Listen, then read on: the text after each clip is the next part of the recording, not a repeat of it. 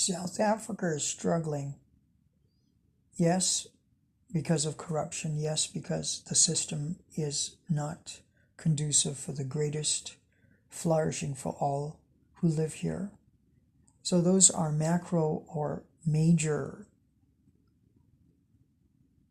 areas for redress and transformation. But things that are easy to achieve can be done easily. But the ANC will not do it. South Africa, firstly, the rand is weakening, and that's, for some countries it's inconsequential, but for South Africa it is. But those countries that are a weak currency compared to the dollar are not poor, whether it's Japan or Taiwan. Their currencies are very stable, right? But in South Africa, the rand and its value somehow, I can see the relationship between the weakening rand and prices on the ground, like food prices. So that affects most South Africans that are nowhere close to upper middle class, right? South Africans are between the poor bracket and middle class, as in they can pay rent, they can buy food, and they have a job. So that is middle class, I would say, for South Africa. However, that's just living very simply or hand to mouth, or people are in a lot of debt. The ANC can change all this, and the rand would have gone to 17 this year by this time, but it went in the other direction to 19. All they have to do is get out of international politics and say that we support peace and focus on the war that goes on in our own country. We live like there's a war here. The number of murders, the lack of resources, infrastructure depletion. The list goes on. South Africa is like a country that is being bombed. More people die. The murder rate is higher than countries that are at war with each other. So forget about morality, because this country, its government is immoral. How can it now speak about human rights matters? It's a joke. It's a disgrace and an embarrassment to people that were accidentally born here. People laugh at us and think that we're stupid, but we're not stupid. It's the government and its voters. And if we were to use descriptives, it's the black people that are letting South Africa down and making it look like a stupid society, right? So South Africa should have a neutral stance because it can't afford to. It's got its own war to deal with, and it should support peace between both parties. I think all civilized countries should be doing that, right? Number two, South Africa, the ANC is in support of land grabs that are unfair and actually unconstitutional. We have restitution laws in South Africa to address any land matter, and the government should get actively involved in trying to restitute land to people that were disenfranchised for land that was theirs, if you can prove all that. You can't just say, white people stole my land, give it back. That's not a legal process. That's just accusatory, right? So they want to expropriate land without compensation.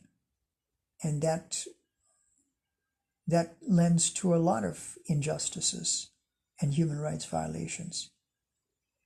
Then there's the constant singing of kill the Boer, and the courts have not ruled it as unconstitutional. There's no justification why anyone in South Africa should be wanting to kill or sing a song from a long time ago that had a context, and now there's no context for it. And when people mention so-called racial slurs,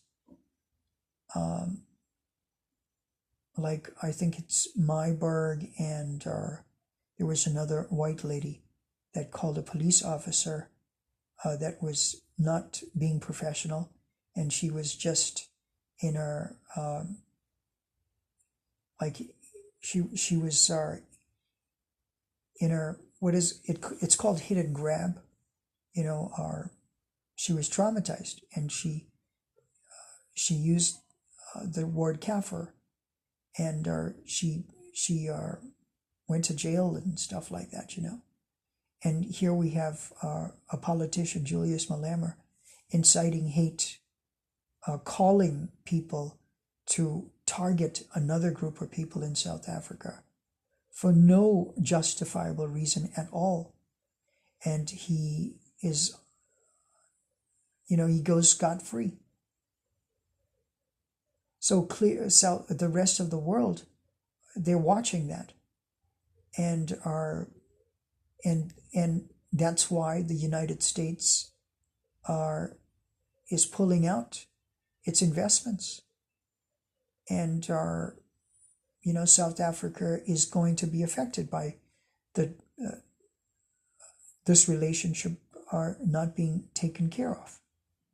So the ANC and its policies and all supporters of the ANC are the reason why the rand is weakening. And if they did these three things that don't actually affect anyone, not even them, these government officials are not, they are not concerned about peace. If they were, we would see significant visible changes in South Africa. And the ANC has had a lot of time, 31 years. I think Germany restored its country in 31 years, after the war, and so did Japan. So that's a significant amount of time. If you're really passionate about something and you want to improve things, and Germany and Japan are not model communities. They're significantly better than South Africa, but they were able to regroup after the wars.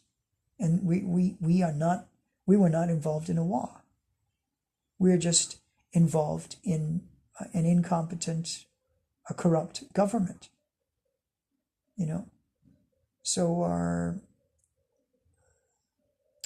the ANC, if it just said, okay, we're going to support peace, it's going to, the rand would be stable, or it would start getting stronger, and at least by 1 rand, if it improves, that's a step in the right direction, is it not? And if it stopped racism, whether it's towards Afrikaner people or Indians, or the 142 race laws that exist in South Africa, and if it stopped this expropriation without compensation bill and preserved property rights, then and if it addressed, well, it's that one it's a little bit harder for this government to do. These are just ideological matters. In other words, if you just changed your idea, you would attract, you would repair the relationship with the United States automatically. So load shedding, water shedding, that this government may not be able to do because they are totally uncaring and incompetent. But just to change an idea costs nothing, but has so much a benefit for its people, And now with all the ideological things the ANC has done, whether it's hating the United States president and speaking ill of the country that you're an ambassador in and getting kicked out, and actually the information that their ambassador Rasul was sharing is highly questionable and actually incorrect. So all of this is the ANC's fault, and they now want to tax the citizens with more taxation. And the idiot citizens that vote for the ANC, they're still continuing. How can you not see that this was coming? Every year, the DA and other people that are interested in human rights and progress in the country, they're on programs and everyone can watch it. But still, the voters go and vote for the ANC. So the country is hijacked by majoritarianism, and it's hijacked by corrupt manipulators. They're called demagogues. So you just change, just say that you will use land that is not occupied, but no, we can take land and devalue property rights and ownership, because that's what expropriation without compensation means. And then stop hating Afrikaans people, and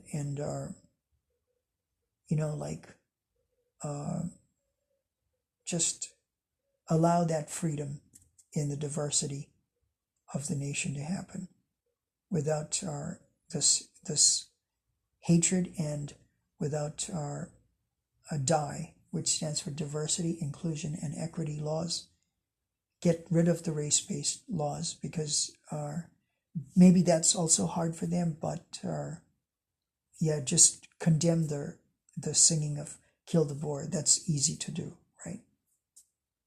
Just make the president can give a speech, So if they did that, then the rand would not be struggling and food prices would not be going up, and there's no need to make the innocent people of the country suffer. And the ANC violates Parliament. It's the way their GNU is operating is unconstitutional, but they have no consequences, just like Julius Malema. They are law unto themselves. And the Constitution is run by ministers of justice that aren't just. They are also unconstitutional. They have a price. They, if you ask me, are ANC.